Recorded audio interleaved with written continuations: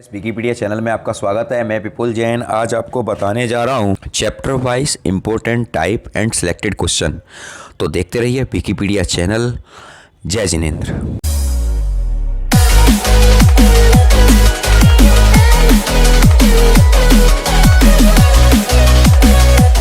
जय जिनेंद्र फ्रेंड्स, यहाँ देखिए मैंने कुछ क्वेश्चन आपके लिए तैयार किए हैं। वैसे मैं आज आपको निर्देशांक ज्यामिति तक चैप्टर वाइज क्वेश्चन बता रहा हूँ। आपका 25 तक एग्ज़ाम है, तो आप अपनी तैयारी अच्छे से बरकरार रखिए। लेकिन इन टाइपों को अगर आप अच्छे से देख लेते हैं तो आप का क्वेश्चन नहीं यहाँ से निकलेगा। देखिए यहाँ पर मैं क्वेश्चन यहाँ सर आपके सामने प्रस्तुत कर रहा हूँ। देखिए यहाँ पर ये लिखा है, देखिए important type and selected question वास्तविक संख्या चैप्टर 1। यहाँ देखिए देखिए यहाँ लिखा है दो धनात्मक पूर्णांक a और b का HCF ज्ञात करना है। तो HCF क्या होता है ये आप समझ लीजिए। HCF होता है मासा। तो इस तरह के a और b मैंने यहाँ पर कोई संख्या को नहीं लिखा है, तो ये टाइप है। इस टाइप का एक क्वेश्चन आपका बन सकता है। ठीक है। दूसरा क्वेश्चन है सिद्ध कीजिए a प्लस रूट b एक अपरिमेय संख्या है। तो अपरिमेय संख्या क्या होती है, ऐसे कई क्वेश्चन है और पिछली बार हर एक सेट पेपर में एक क्वेश्चन आया था। तो आप इस क्वेश्चन को जरूर तैयार करो अपरिमेय संख्या का। ठीक है। मैंने यहाँ पर लिखा है a बराबर 1 2 3, b बराबर 1 2 3 4। अगला क्वेश्चन है संख्या 0.254 पर बार लगाए को इनको सरलतम रूप में व्यक्त करो। ठीक है। वैसे ये क्वेश्चन 9th में दिए हुए हैं, लेकिन वास्तविक संख्या का अगर बात आती है तो 9th 10th नहीं देखा जाता, क्वेश्चन देखा जाता है कि क्वेश्चन किस चैप्टर से लिया गया है।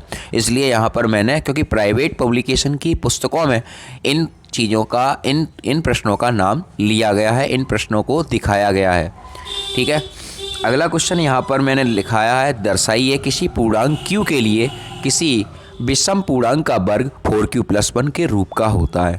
देखिए यहाँ पर आपने कई क्वेश्चन पढ़े होंगे, आपकी पुस्तक में इस तरह के क्वेश्चन होंगे। देखिए मैं यहाँ पढ़ रहा हूँ, दर्शाइए किसी धनात्मक पूर्णांक का वर्ग किसी पूर्णांक m के लिए 3m या 3m+1 के रूप का होता है। दर्शाइए, मैं एक क्वेश्चन और आपके सामने पढ़ रहा हूँ, दर्शाइए एक धनात्मक विषम पूर्णांक 6p+1 6p+3 या 6p+5 के रूप का होता है। तो इस तरह के क्वेश्चन आप तैयार करो, जिससे ये क्वेश्चन आ सकता है आपके बोर्ड एग्जामिनेशन में। अदरवाइज और कोई क्वेश्चन यहाँ से आपके इस चैप्टर से नहीं बनता। ये चैप्टर आपका 5 नंबर का आता है। अब नेक्स्ट चैप्टर की तरफ हम चलते हैं, जो है पॉलिनोमियल्स, बहुपद। बहुपद क्या होता है? टाइप फर्स्ट है, यहाँ लिखा है द्विघात बहुपद के मूलों और गुणांकों में क्या रिलेशन है। ठीक है। fx बराबर ax² प्लस bx+c, यहाँ मूल अल्फ़ा और बीटा है। यहाँ से एक क्वेश्चन तैयार होगा, अल्फ़ा प्लस बीटा मूलों के गुणांक मूल दे रखे हैं, समीकरण बनाओ। ठीक है। अल्फ़ा प्लस बीटा बराबर -b/a और अल्फ़ा इंटू बीटा बराबर c/a, यानी कोई समीकरण द्विघात बहुपद दे दिया जाएगा, वहाँ से आपको मूल निकालने हैं। आप मेरी बात समझ गए ना। अब यहाँ देखिए, दिए गए मूलों से द्विघात समीकरण ज्ञात करना। अगर द्विघात समीकरण के मूल दे गए हैं, दिए गए मूलों से द्विघात समीकरण ज्ञात करना। अब मूल दे दिए गए हैं तो द्विघात समीकरण बनाएंगे।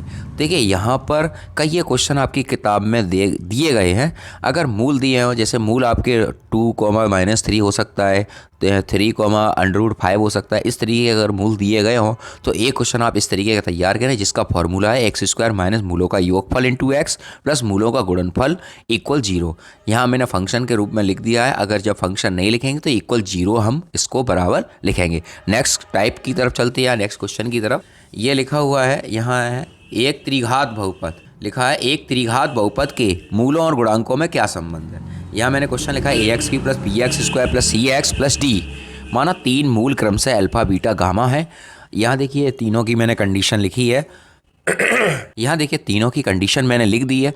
यहाँ पर आपको इसका एक या दो क्वेश्चन इस तरीके के आप देख लें, अपने एग्जामिनेशन में ये क्वेश्चन रिपीट हो सकते हैं। ठीक है। द्विघात बहुपद, ये त्रिघात बहुपद है। यहाँ से ये तीनों प्रॉपर्टी आएंगी और यहाँ से संबंधों को सत्यापित और करना पड़ता है। मूलों के गुणांकों को, उनके संबंधों को सत्यापित भी करना पड़ता है। ऐसा क्वेश्चन है और आप उस क्वेश्चन को लगाइए।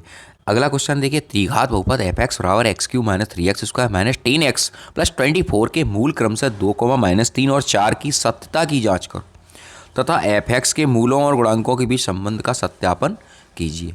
ठीक है। अगला क्वेश्चन है, ये 2, -3, 4 की सत्यता की जांच करनी है और इनके मूल और गुणांकों के बीच। देखिए मैं आपसे अभी बोल रहा था कि ये इस तरह का क्वेश्चन आपका आता है। अगला क्वेश्चन है विभाजन एल्गोरिथम का प्रयोग करते हुए जांच कीजिए। विभाजन एल्गोरिथम का प्रयोग करते हुए जांच कीजिए बहुपद x³ - 3x, बहुपद x³ - 3x + 1, बहुपद x⁻5 - 4x³ + x² + 3x + 1 का एक गुणनखंड है या नहीं। देखिए गुणनखंड जब होता है किसी क्वेश्चन का तो वह डिवाइड होगा ये, ठीक है। यहाँ पर डिवाइड होगा x⁻5 - 4x³ + x², ये भाज्य है और ये आपका भाजक है, इससे इसमें डिवाइड दिया जाएगा और ये पूरा अगर डिवाइड चला जाए तो आपका गुणनखंड है, अगर नहीं जाता है तो ये गुणनखंड नहीं है। अगला क्वेश्चन है a तथा b के मान को ज्ञात करो। यदि x⁻4 + x³ + 8x² + ax + b x² + 1 के द्वारा विभाजित है या नहीं। इस तरह का क्वेश्चन आपको तैयार करना है। देखिए एक क्वेश्चन मैंने यहाँ पर नहीं लिखा है, वो आप क्वेश्चन नोट कर लेना, जिसमें आपकी एनसीईआरटी का एग्जाम्पल भी है √5 √5/3 √5/3, जिसमें x² - √5/3 का डिवाइड दिया जाता है। वो क्वेश्चन अच्छा है, एक एग्जाम्पल में भी दे रखा है और क्वेश्चन एक अनसॉल्व यानी एक्सरसाइज में भी दिया है। तो एनसीईआरटी की बुक से वह क्वेश्चन जरूर लगा लें, डिवाइड करके उसके और मूल भी ज्ञात किए जाते हैं। नेक्स्ट चैप्टर नंबर 3, दो चर वाले रैखिक समीकरणों का युग्म ज्ञात करना है। देखिए एक बहुविकल्पी का प्रश्न आ सकता है, मैंने यहाँ लिखा है एक बहुविकल्पी का प्रश्न आ सकता है या अति लघुत्तरी से आ सकता है।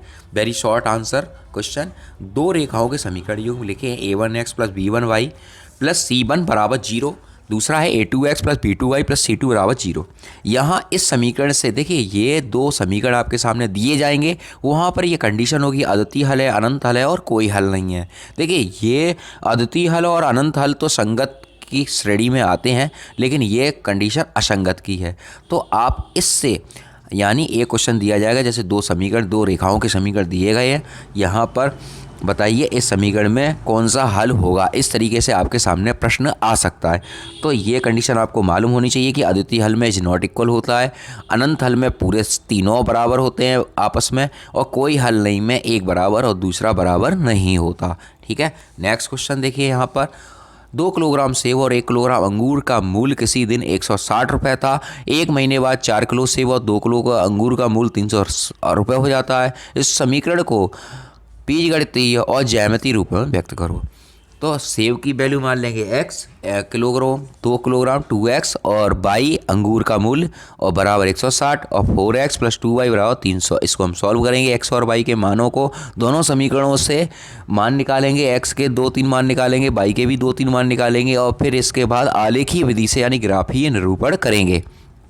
अगला क्वेश्चन है प्रतिस्थापन विधि और विलोपन विधि। आपने 3 विधि हैं, प्रतिस्थापन विधि, विलोपन विधि और वज्रगुणन विधि। तो सबसे पहले हम प्रतिस्थापन विधि के बारे में लिख रहे हैं, प्रतिस्थापन और विलोपन के बारे में आपको बता रहे हैं। यहाँ पर देखिए 99x + 101y बराबर 499 और 101x + 99y बराबर 501। इस तरह का आप क्वेश्चन देख रहे हो। इस तरह के क्वेश्चन को अगर आ जाता है जहाँ पर ऊपर जो x की वैल्यू है वही y की वैल्यू है और जो y के साथ जो x का गुणांक है वही y का गुणांक है दूसरे समीकरण में, और जो y का गुणांक है वही x का गुणांक है। अगर इस तरह की कंडीशन आपके सामने आ जाती है तो इस तरह के समीकरण 1 और 2 को पहले जोड़ेंगे, फिर तीसरा समीकरण नंबर डालेंगे, फिर दोबारा से इन समीकरणों को फिर से घटाएंगे, फिर चौथा समीकरण बनाएंगे। जो 3 और 4 समीकरण हमें मिलेंगे हम उनको हल करेंगे। 3 और 4 समीकरण से x और y का मान बहुत आसानी से निकल आएगा। आपको अगर परेशानी हो तो कमेंट बॉक्स में अपनी राय को, अपने कमेंट्स को ज़रूर रखें, जिससे मैं आपकी प्रॉब्लम को शायद सॉल्व कर सकूं, ठीक है, और आपकी हेल्प कर सकूं। अगला क्वेश्चन है 10/x + y + 2/x - y = 4/15/x + y - 5/x - y बराबर -2। यह देखिए यहाँ पर ये क्वेश्चन की हम बात कर रहे थे। ऐसे क्वेश्चनों को हम हल करते समय जैसे यहाँ पर अंश में हर में 1/x+y पहले समीकरण में भी है और दूसरे समीकरण में भी 1/x+y है। ऐसे ही पहले समीकरण में 1/x-y है, दूसरे समीकरण में भी 1/x-y है। तो इस समीकरण को 1/x+y को a मानेंगे और दूसरे समीकरण को b मानेंगे। तो ये हो जाएगा 10a + 2b = 4 और 15a - 5b = -2। इन समीकरण को हम प्रतिस्थापन विधि से भी हल कर सकते हैं और विलोपन विधि से भी हल कर सकते हैं। ठीक है, नेक्स्ट क्वेश्चन है 4/x + 5y = 7, 3/x + 4y = 5। ये दो समीकरण हैं, इनको आप सॉल्व करें। ठीक है, यहाँ पर देखिए 1/x है, इसको भी हम ऐसे ही लिख लेंगे 1/x इक्वल a मान लो, b मान लो, जो भी मान सकते हो आप, y नहीं मानना बस, और कुछ भी मान सकते हो। ठीक है, x + 1 यहाँ पर plus y - 1/3 = 8, x - 1/3 plus y + 1 2 बराबर 9। इस तरह के पहले क्वेश्चनों को पहले आप यहाँ पर एलसीएम लेके यहाँ पर सॉल्व करेंगे। एलसीएम हो जाएगा 2 और 3 का 6, यहाँ पर भी 6 हो जाएगा और एलसीएम लेके फिर सॉल्व करेंगे, समीकरण को संतुलित करेंगे और उसके बाद फिर करेंगे। यहाँ पर देखिए 2/√x + 3/√y = 2, 4/√x - 9/√y बराबर 1। इन समीकरण को हल करते समय आपको यहाँ पर देखना है, इन समीकरण को हल करते समय आपको यहाँ पर देखना है कि 2/√x यानी 1/√x बराबर आप मान लो a और 1/√y बराबर मान लो b। तो ये दोनों समीकरण सॉल्व हो जाएंगे। अब वज्रगुणन विधि है। वज्रगुणन विधि में मैंने यहाँ पर ये सवाल दिया है ax + by = a - b, bx - ay बराबर a + b। यहाँ देखिए दूसरा सवाल है, दूसरा प्रश्न है 2x + y - 3π बराबर 0 और 3x + 4y - 65 बराबर 0। अगला क्वेश्चन है 2/x + 3/y बराबर 13, 5/x - 4/y बराबर -2। ठीक है, आप समझ गए होंगे मेरी बात को, ये क्वेश्चन वज्रगुणन विधि के हैं। अब देखिए कुछ युगपत समीकरण है। युगपत समीकरण कैसे होते हैं वो आप देख लीजिए। युगपत समीकरण शाब्दिक टाइप के क्वेश्चन है। 2 अंकों की एक संख्या उसके अंकों का योग के 6 गुनी से 4 अधिक है। यदि संख्या से 18 घटा दिया जाए तो उसके अंक परस्पर बदल जाते हैं। संख्या बताओ। तो यहाँ पर संख्या की बात कर रहे हैं, किसी एक संख्या की बात नहीं कर रहे। ये वो सवाल नहीं है जो एक संख्या की बात कर रहे हैं। यहाँ पर हम संख्या की बात कर रहे हैं, तो ये संख्या है आपकी 10x + y यानी एक इकाई का अंक और एक दहाई का अंक। ये वो प्रश्न है। देखिए ये बहुत बार आया है ये प्रश्न, संख्या वाला, इकाई का अंक और दहाई का अंक। तो आप इनके प्रश्नों को अच्छे से लगाएं और संख्या वाले प्रश्नों को अवश्य लगा लें, क्योंकि संख्या वाला प्रश्न अधिकतर आ जाता है। ठीक है, संख्या के क्वेश्चन को और करें। यहाँ पर देखिए संख्या के क्वेश्चन को मैंने लिखा है, संख्या के क्वेश्चन को आप और कर लें। भिन्न ज्ञात करने वाले आधारित प्रश्न, देखिए लिखा है अंश और हर में इतना जोड़ दें तो भिन्न ये हो जाती है। इस तरह के आपके एनसीईआरटी के क्वेश्चन है, तो इन पर फोकस करें। ठीक है, यदि देखिए यहाँ पे हमने लिखा है यदि हम अंश में 1 जोड़ दें तो हर में से 1 घटा दें तो भिन्न 1 बदल जाती है। यदि हर में 1 जोड़ दिया जाए तो यह 1/2 हो जाती है। भिन्न ज्ञात करो। ठीक है, अगला क्वेश्चन है 2 अंकों का योग 8 है और व्युत्क्रम का योग 8/15 है। 2 अंकों का योग 8 है तथा व्युत्क्रम का योग 8/15 है। संख्या ज्ञात करो। ठीक है, तो आप समझने की कोशिश करो। यहाँ पर 2 अंकों का योग 8 और व्युत्क्रम का योग संख्या ज्ञात करो। अगला क्वेश्चन है एक नाव 7 घंटे में धारा की दिशा में 24 किलोमीटर, विपरीत दिशा में 16 किलोमीटर चलती है। विपरीत दिशा में 12 किलोमीटर तथा धारा की दिशा में 36 किलोमीटर उसी समय में चलती है। तो शांत जल में नाव की चाल और धारा की चाल ज्ञात करनी है। अलग अलग आपको निकालना है और फिर एक साथ इनको जोड़ देना है। ठीक है, अगले प्रश्न की तरफ चलते हैं। अगला चैप्टर है हमारा द्विघात समीकरण। देखिए द्विघात समीकरण में अगर क्वेश्चन तैयार होता है बहुविकल्पी से, तो यहाँ से बनता है बहुविकल्पी में द्विघात समीकरण की पहचान करनी है। बहुविकल्पी प्रश्न में द्विघात समीकरण की पहचान करनी है कि यह द्विघात समीकरण है भी या नहीं। अगला प्रश्न है द्विघात समीकरण में हल करने की विधियाँ। देखिए द्विघात समीकरण में हल करने की विधियाँ होती है गुणनखंड विधि, दूसरी है पूर्ववर्ग बनाकर विधि और तीसरी है सूत्र का प्रयोग कर विधि। देखिए गुणनखंड विधि तो आप बहुत बार करते हुए आए हैं, ठीक है, लेकिन पूर्ववर्ग बनाकर विधि मैंने आपको सिखाई है। मेरी वीडियो आप दे सकते हो, वर्ग बनाकर किस तरह से प्रश्न को सॉल्व किया जाता है। और सूत्र का प्रयोग करके आप किस सूत्र की बात कर रहे हैं, तो हम श्रीधराचार्य जी के सूत्र की बात कर रहे हैं यहाँ पर, और कोई सूत्र की बात नहीं कर रहे कि द्विघात समीकरण को हम किस सूत्र का प्रयोग करके समीकरण को हल कर सकते हैं। आप मेरी बात को समझ गए होंगे। अब गुणनखंड विधि में देखिए यहाँ पर लिखा है 1/x² + 3 = 1/12 लिखा है। x का मान निकालना है। यहाँ पर देखिए गुणनखंड करना है 4√3x² + 5x - 2√3 = 0। 1/x - 3 1 + 2/x - 2 = 8/x। अगर इस तरह के प्रश्नों में आपको समस्या आ रही हो तो आप कमेंट हो अपनी बात को ज़रूर रखें, जिससे हमारे तक आपकी बात आ सके। अगला क्वेश्चन है पूर्ण वर्ग बनाकर। ये देखिए इंपॉर्टेंट टाइप है, ठीक है, ये आती है, अच्छा क्वेश्चन है। 4x² - 3x - 1 = 0, 9x² - 15x + 6 = 0, 4x² + 4bx - a² - b² = 0। अगला क्वेश्चन है सूत्र का प्रयोग करके। अब सूत्र की बात कर रहे हैं, श्रीधराचार्य जी के सूत्र की हम बात कर रहे हैं। 1/x + 1 + 2/x + 2 = 4/x + 4। अब यहाँ पर पहले हम इसका एलसीएम लेंगे, फिर उसके बाद प्रश्न को सॉल्व करेंगे, ठीक है। ये सारे प्रश्न देखिए आपको स्क्रीन पर दिखाई दे रहे होंगे। 2x² - 2√2x + 1√2 × x² + 7x + 5/√2 = 0। x/2x + 1 का होल स्क्वायर प्लस 4 × x/2x + 1 का होल स्क्वायर प्लस 3 = 0। देखिए इस क्वेश्चन के अंदर ये देखिए अंदर जो ब्रैकेट के अंदर है वो दोनों ही पदों में एक समान रखा है, लेकिन एक जगह जो एक पर घात है, घात 2 लिखी है और एक पर कोई घात नहीं लिखी, तो इस पूरे समीकरण को हम a मान लेंगे तो 2a 1/2 a² + 4a + 3 = 0। इस तरीके से प्रश्न सॉल्व होगा। अगला क्वेश्चन है 5x + 5x power x + 1 + 5 - 2 - x = 5³ + 1। देखिए इस तरह के प्रश्न को सॉल्व करते समय आपको एक बात का ध्यान रखना है। इस तरह के प्रश्नों को सॉल्व करते समय आप जो क्वेश्चन दिए हैं, इस तरह के प्रश्नों को सॉल्व करते समय ये क्वेश्चन आपकी पुरानी किताब का क्वेश्चन है और ये प्रश्न अच्छा है, आप कर सकते हैं, ठीक है। नेक्स्ट क्वेश्चन है, देखिए यहाँ पर समीकरण x² + mx + n = 0 के मूलों का अनुपात p अनुपात q है, तो सिद्ध करो √p/q + q/√p + n/n/l = 0।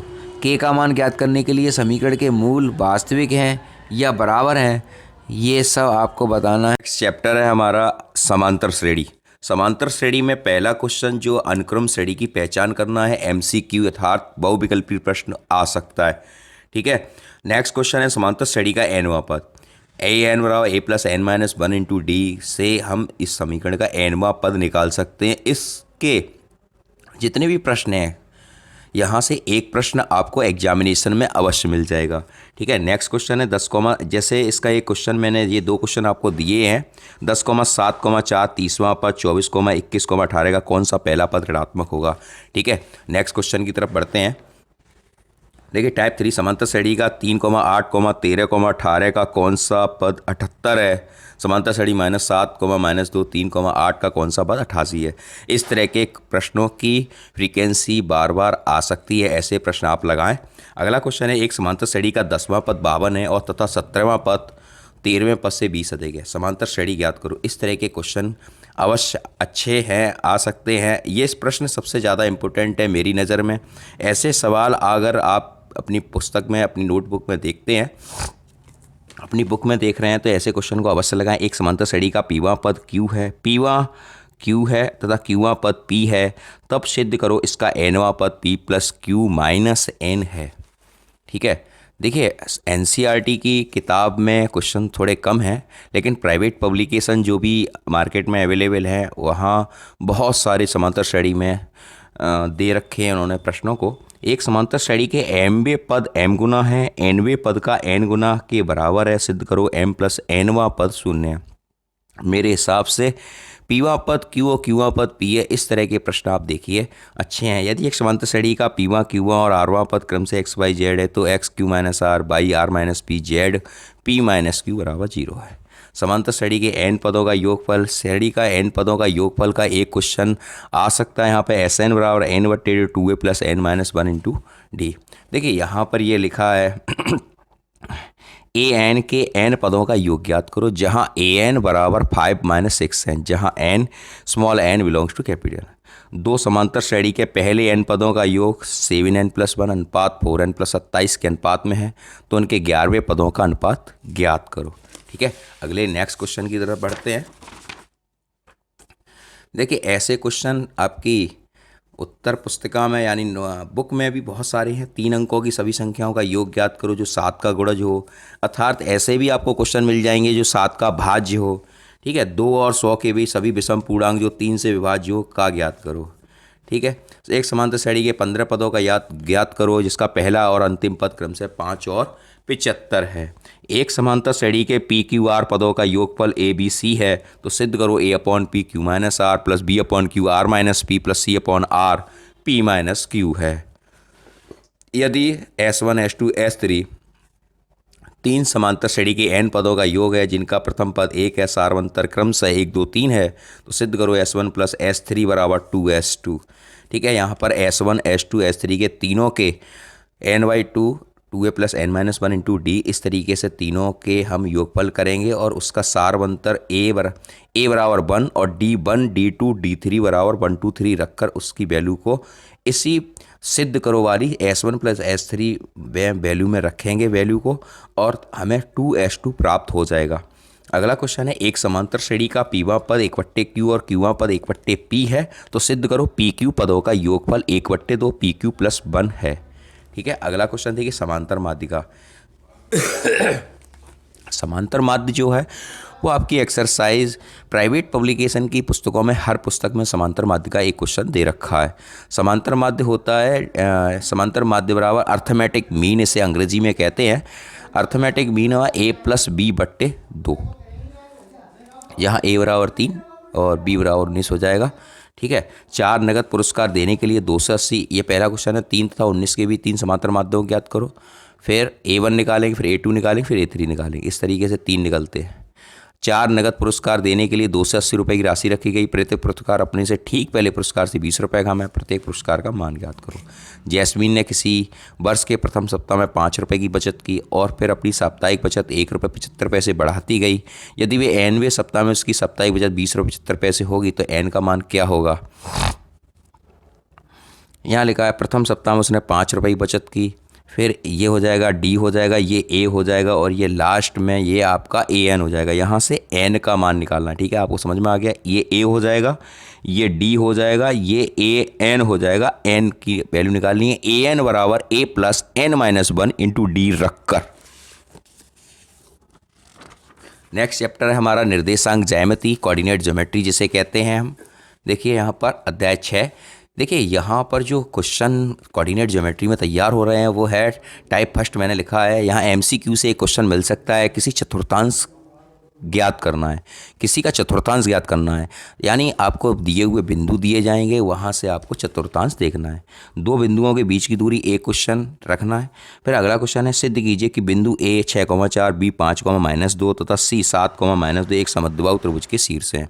तो ए से मध्यिका की लंबाई ज्ञात करो। ठीक है, ये क्वेश्चन आपको मिल जाएगा। अगला क्वेश्चन है, सिद्ध करो बिंदु ए 1,2, बी 5,4, सी 3,8, डी -1,6 एक वर्ग के शीर्ष है।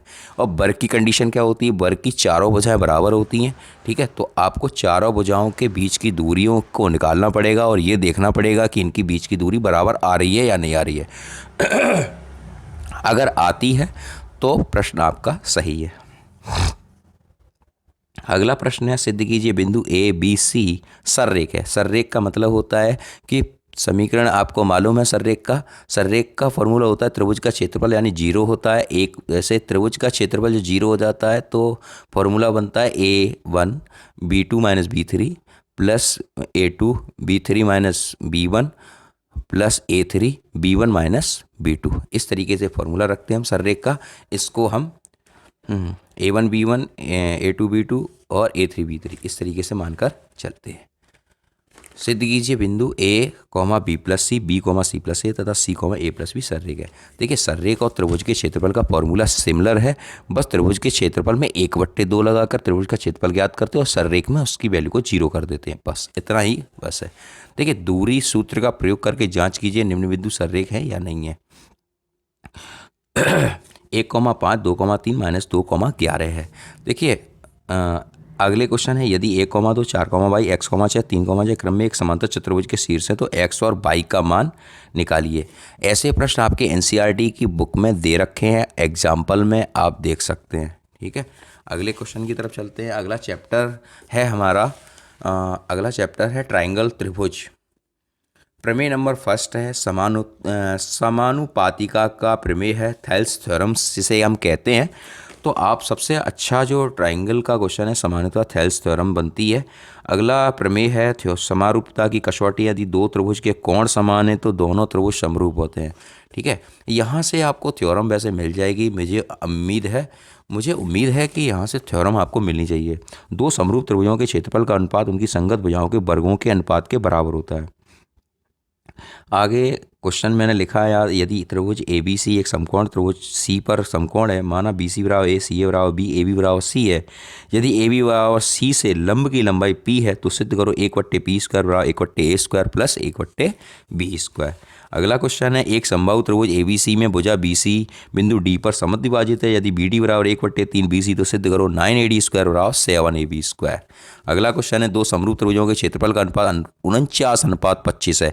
ये प्रश्न पता नहीं कितनी बार आ चुका, ये क्वेश्चन इतनी बार आ रहा है। क्वेश्चन क्या है, ये टाइप इतनी बार आ रही है, यहाँ पर जो बस वैल्यू चेंज हो रही है, बस इनके संगत भुजाओं का अनुपात कभी पूछ लेते हैं, कभी क्षेत्रफल का अनुपात पूछ लेते हैं। ठीक है, तो इस तरह के क्वेश्चन आप करिए। आगे की एक्सरसाइज को मैं अगली वीडियो में आपके पास जल्दी से जल्दी डाल रहा हूँ, तो देखते रहिए विकिपीडिया चैनल। फिर भी अगर आपकी कोई प्रॉब्लम आती है तो कमेंट बॉक्स में अपनी प्रॉब्लम को ज़रूर रखें। देखते रहिए विकिपीडिया चैनल। जय जिनेंद्र, जय हिंद, जय भारत।